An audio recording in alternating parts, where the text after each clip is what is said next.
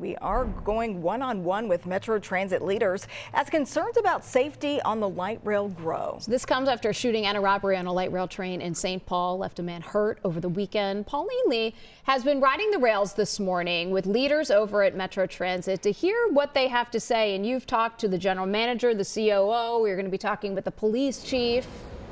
All right, so Chief, you're coming up on 1 year here as police chief of Metro Transit. How has it been?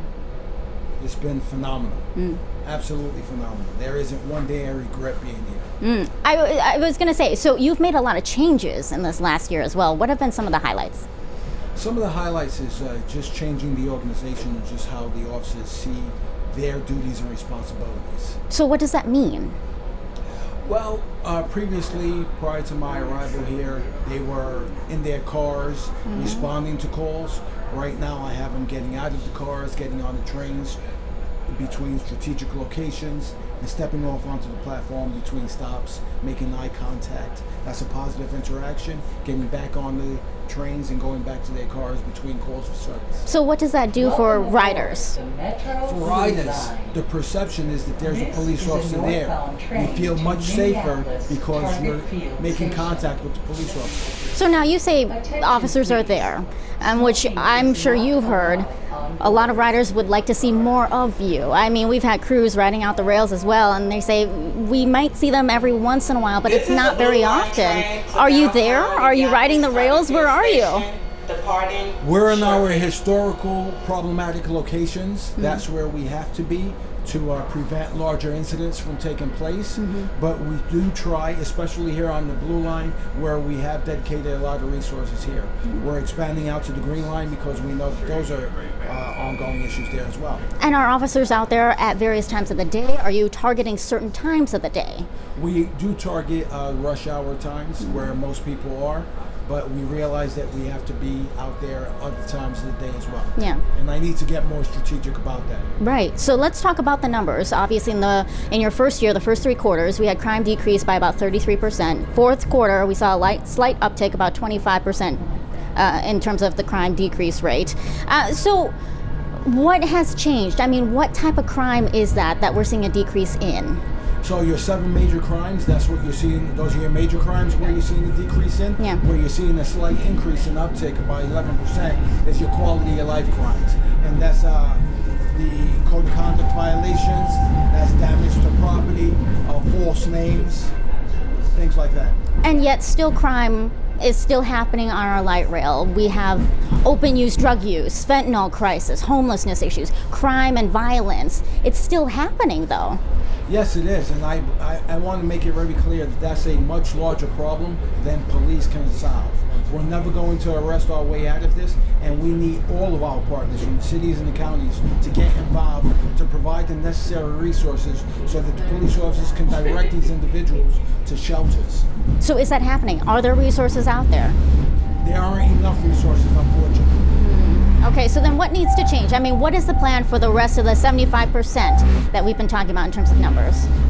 I'll tell you from the police officer's perspective, I direct my police officers to lead with empathy, professionalism, and respect, and to ask for individuals what they need and try to get them there. But remember, individuals have to want to be helped. We can't force individuals to get help. As I mentioned at the beginning, you're coming up on 1 year. Has it felt like a year? It's felt a bit longer. A bit longer, but it's still rewarding. Very rewarding. Very rewarding. Like I said, not one day I regret being here. I want to ask you, because there's no way that you could have not known what we've been through here in the Twin Cities before you took this job. There's no way with the murder of George Floyd, the uprising, COVID. Why did you want this job? You know, I had to look deep within myself. I know I'm a change maker. This is ground zero. We lost the trust of the people, not only in the state of Minnesota, but throughout the country and even the world. So I knew by coming here and making a difference, being a change agent, we can win the confidence of the people.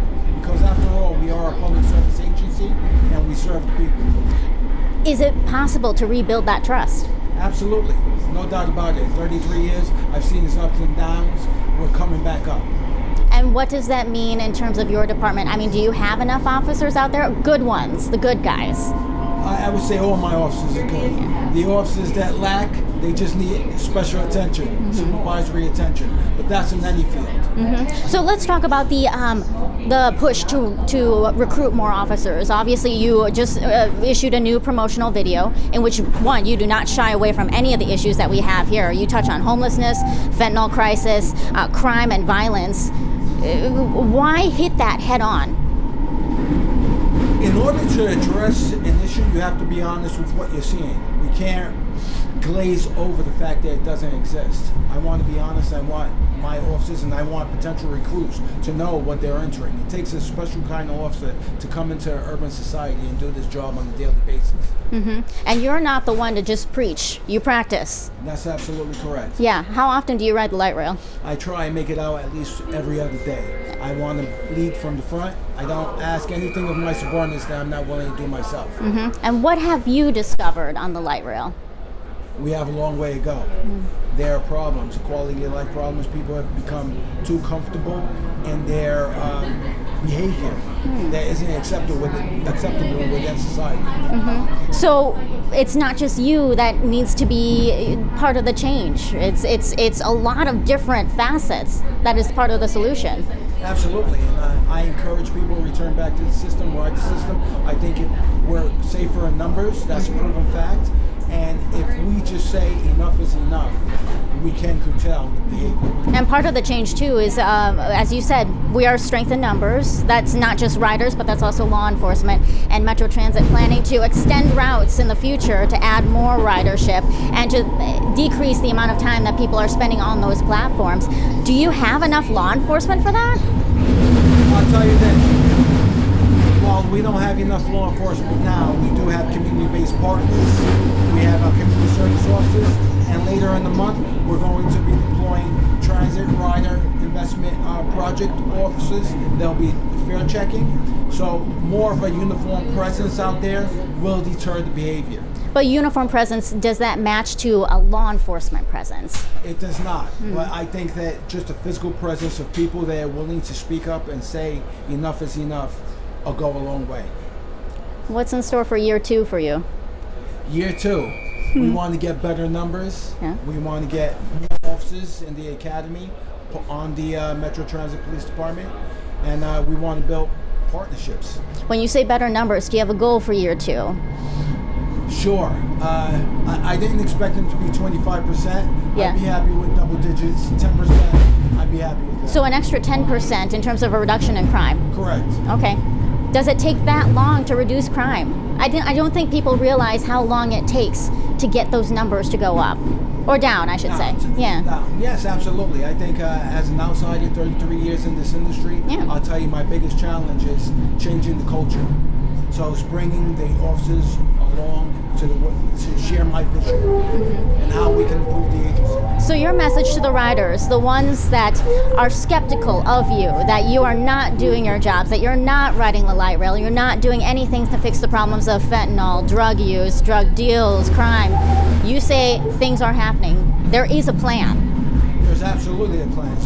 As a matter of fact, I shared a 5-year plan, 5-year vision. Remember, it's 5 years. It's going to take time. I'm not telling you it's going to take 5 years to fix this. I'm going to say have patience, but acknowledge the changes, and let's talk about the improvements that we see. Chief, thank you so much for taking the time to chat with us. We appreciate it. Keep watching CBS News Minnesota for continuing coverage.